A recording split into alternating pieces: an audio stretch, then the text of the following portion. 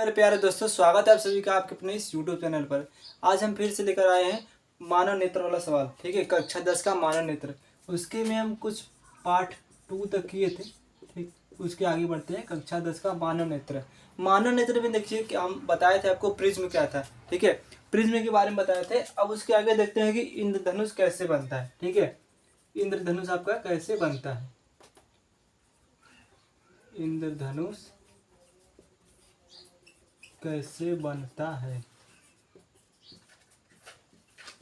ठीक, जो इंद्रधनुष आपका होता है वो भी आपका कैसा होता है, प्रिज्म की तरह ही कार्य करता है। ठीक है, जो इंद्रधनुष आपके होते हैं वो भी प्रिज्म की तरह ही कार्य करते हैं। जैसे प्रिज्म होता है ना आपका, प्रिज्म ऐसे होता है।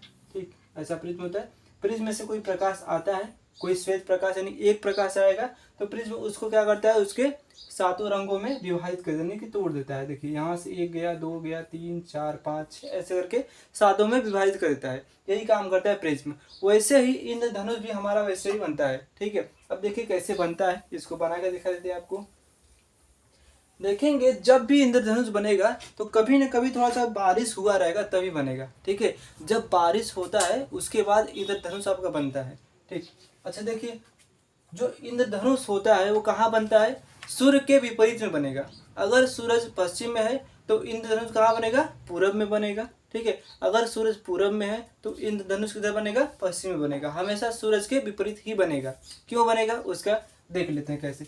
मान लीजिए यहाँ पर आपका सूरज है। ठीक है, ये आपका सूरज हो गया, ये हो गया सूरज। ठीक, यहाँ पर आपके क्या है, ये जमीन है। ठीक, धरती है, धरती पर पानी है, ये सब पानी है, ये पानी है। और कुछ कुछ पानी तो वायुमंडल भी होते हैं। ठीक है, ये हो गया, ये वायुमंडल में पानी हो गया, ये धरती में पानी हो गया। ठीक, अच्छा अब देखिए, जब सूरज का प्रकाश क्या होता है, इससे पानी से टकराता है। ठीक है, जो पानी होता है एक तरफ प्रिज्म का कार्य करता है, एक तरह लेंस का भी कार्य करता है। जो लेंस होते हैं ज़्यादा पानी से भी बनाए जा सकते हैं। ठीक है, ये प्रिज्म तो पानी से बनाया ही जाता है।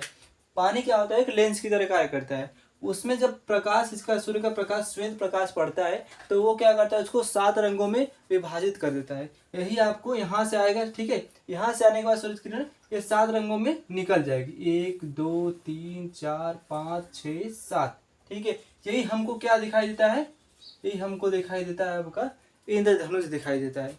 ठीक है, इंद्रधनुष में 7 रंग होते हैं लेकिन हमको थोड़ा धुंधला दिखाई देता है। ठीक है, कुछ कुछ कलर हल्के होते हैं, हमको दिखाई नहीं देते। वही काम होता है इंद्रधनुष में होता है। इसमें कितने कलर होते हैं, 7। और सूर्य के प्रकाश में 7 कलर के नाम क्या क्या है हमने आपको पहले बताया था। ठीक है, याद करने का तरीका देखिए कैसे है। इसको याद करने का तरीका ये वाला। ठीक, विप ग्योर, यही याद करेंगे, आराम से याद हो जाएगा। 20 हो गया आपका, बैगनी हो गया। ठीक है, बैगनी हो गया। आई से इंडिगो यानी जामुनी हो गया। बी से ब्लू यानी कि नीला हो गया। ठीक, जी से ग्रीन हरा हो गया। वाई से हो गया येलो पीला। ठीक, ओ से हो गया ऑरेंज यानी कि नारंगी। उसके बाद आर से हो गया रेड। ठीक है, यही आपका होता है। इसको याद करने का फॉर्मूला यही है, विप ग्योर, ऐसे याद करेंगे आराम से याद हो जाएगा। आगे बढ़ते हैं। ठीक है, इंद्रधनुष बना दिए। अब आगे बढ़ते हैं कि आपका क्या है, वायुमंडलीय अपवर्तन क्या होते हैं। ठीक है, अब आपको बताते हैं कि वायुमंडलीय अपवर्तन क्या होते हैं। देखिए, वायुमंडलीय अपवर्तन क्या होते हैं, जो हम कभी आसमान में आप लोग देखे होंगे, जो तारे होते हैं टिमटिमाते हैं। ठीक है, वो टिमटिमाते क्यों हैं, क्यों टिमटिमाते हैं, इसका कारण है कि वायुमंडलीय अपवर्तन के कारण टिमटिमाते हैं। ठीक है, अब देखिए इसको हम बनाते हैं, वायुमंडलीय अपवर्तन, वायुमंडलीय अपवर्तन। ठीक है, अच्छा ये हो गया आपका वायुमंडलीय अपवर्तन। जब भी कोई आपका कोई किरण है, कोई प्रकाश है, हमेशा प्रकाश कहाँ से आता है, सूरज से आता है। ठीक है, अगर कोई पूछेगा सबसे बड़ा प्राकृतिक स्रोत क्या है प्रकाश का, तो सूर्य है। ये हो गया। जब भी कोई प्रकाश सूरज से आता है तो क्या होता है, उसमें हवा में छोटे छोटे धूल के कण होते हैं। ठीक है, यहाँ पर भी, ऊपर भी, नीचे सभी जगह छोटे छोटे धूल के कण हैं। वहीं पर तुम्हारे क्या होते हैं, जो प्रकाश आता है, आने के कारण उससे धूल से टकराता है, टकराने के बाद उसका अपवर्तन हो जाता है। ऐसे टेढ़ा हो गया, फिर ऐसे टेढ़ा हो गया, जैसे अपवर्तन में हमने आपको बताया था ना पहले पार्ट में, अपवर्तन कैसे होता है भाई, ये प्रकाश आई, ठीक है, मान लीजिए यहाँ से ये प्रकाश आई, फिर ये टेढ़ी हो गई। अब यहीं पर हम दूसरा माध्यम लगा दें, ठीक, ये दूसरा माध्यम हो गया, तो ये प्रकाश ऐसे आ रही तो किधर जाएगी, टेढ़ी हो गई। फिर यहीं पर कोई और माध्यम लगा दे, प्रकाश टेढ़ी हो गई, यानी कि टेढ़े में करके आएगा जब उसका अपवर्तन होगा तब, ठीक है। अपवर्तन होने के बाद वो क्या होता है, आपका झिलमिलाता हुआ दिखाई देता है, जो तारा होता है। देखिए कैसे होता है, ये बना देंगे यहाँ पर, मान लीजिए यहाँ पर कोई तारा है, ठीक, ये आपका ये हो गया, एक स्टार हो गया। अब यहाँ पर कोई आदमी या कोई व्यक्ति, कोई बच्चा खड़ा है, ठीक, ये देख रहा है इस तारे को, बीच में क्या है, धूल के छोटे छोटे पार्टिकल हैं, छोटे छोटे कण धूल के हमेशा रहते हैं, क्योंकि तारे बहुत दूर हैं। अगर हम अपने अंदर देखेंगे, वायुमंडल में देखेंगे, तब पर भी छोटे छोटे धूल के कण होते हैं, ठीक है। यहाँ से जो रोशनी, इसका प्रकाश आता है, यहाँ से प्रकाश आता है, ऐसे ऐसे ऐसे करके यहाँ पर आता है, ठीक है। ये होता यहाँ पर है, लेकिन दिखाई देता है हमें कहाँ पर, एक आभासी इसका प्रतिबिंब बन जाता है हमें इसके नीचे वाले में, ठीक है। मान लीजिए स्टार बना दे थोड़ा सा, ठीक, ये वाला स्टार हो गया, लेकिन हमें दिखता कहाँ पर है, आपका यहाँ पर दिख जाता है। ये आपका यहाँ पर है, लेकिन दिखता कहाँ पर है, ऐसे करके यहाँ दिखता है, ठीक। अब जब जो धूल है, हवा चलेगी, हवा तो हमेशा चलती रहती, जो धूल है वो हटेगा, आगे बढ़ेगा, हटेगा, आगे बढ़ेगा, तो इसका मार्ग है, प्रकाश का मार्ग है, उसके बीच में कोई अवरोध आएगा, ठीक है, वही झिलमिलाता हुआ प्रतीत होता है जो हमें दिखता है तारा, ठीक है। इसी कारण जो तारे होते हैं झिलमिलाते हैं, क्यों, जो धूल के कण होते हैं उसमें से उसका प्रकाश आता है, तो उसके अपवर्तन के कारण, ठीक है। इतना तो आप समझ गए होंगे, आगे बढ़ते हैं, ठीक। अगला है आपका प्रकाश का अपवर्तन, ठीक है, प्रकाश का प्रकीर्णन। तो एक मिनट,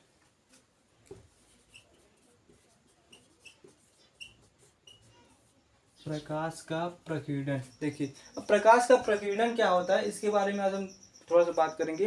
प्रकीर्णन मतलब होता है कि फैलाव, ठीक है, इतना बस याद रखिए। प्रकीर्णन मतलब होता है कि फैलाव होता है। और फैलाव क्या होता है, किसका फैलाव होता है, प्रकाश का होता है, यहाँ पर दिया है, ठीक है। प्रकाश का फैलाव होता है, यानी कि जब भी कोई प्रकाश आएगी, ठीक है, उसका फैलाव होगा, कोई एक है, उसका फैलाव होगा, इतना बढ़ जाएगा, तो क्या होगा, हमें कुछ कुछ चीज़ों की जो कलर होते हैं चेंज हो जाएगा। जैसे आसमान है, ठीक है, आसमान का कलर एकदम परफेक्ट है प्रकाश के प्रकीर्णन के उदाहरण के लिए। सबसे पहले देखिए आसमान का कलर कैसा होता है, ठीक है, आसमान का कलर होता है ब्लैक, काला होता है, लेकिन हमें दिखता कैसा है, नीला दिखाई देता है। काला क्यों होता है, क्योंकि अंतरिक्ष में वहाँ पर कोई भी प्रकाश नहीं होता। रात को देखते हैं काला होता है आसमान, ठीक है, आसमान रात में जो काला होता है वही दिन में भी काला होता है, लेकिन दिखता हमें नीला, क्यों, क्योंकि सूरज के कारण दिखता है। जो सूरज होता है, सूरज में क्या होता है, उसके जो श्वेत प्रकाश होता है, ठीक है, सूरज का जो श्वेत प्रकाश होता है उसमें से जो प्रकाश निकलता है, निकलने के बाद उसका प्रकीर्णन हो जाता है, यानी कि फैलाव हो जाता है, प्रकाश का फैलाव हो जाता है। जो प्रकाश होते हैं आपके यहाँ पर, ये आपको बताए थे हम, ठीक, ये जो प्रकाश होते हैं इसका बहुत ज़्यादा फैलाव हो जाता है।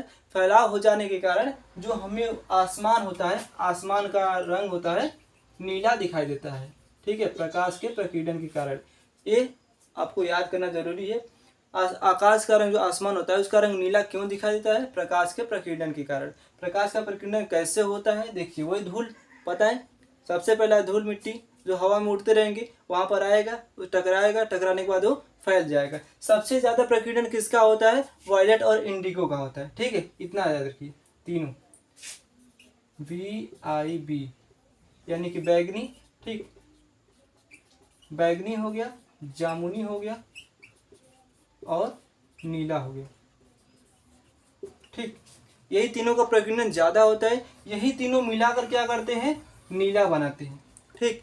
अगर आप ध्यान से देखेंगे, जो जामुनी होता है हल्का हल्का नीला ही होता है, और बैगनी वो भी थोड़ा थोड़ा नीला ही होता है, यानी कि ये तीनों मिलाकर क्या करते हैं, नीला बनाते हैं। नीला बनाते हैं इसलिए आकाश का रंग क्या होता है, नीला होता है। ये बात हमेशा याद रखिएगा।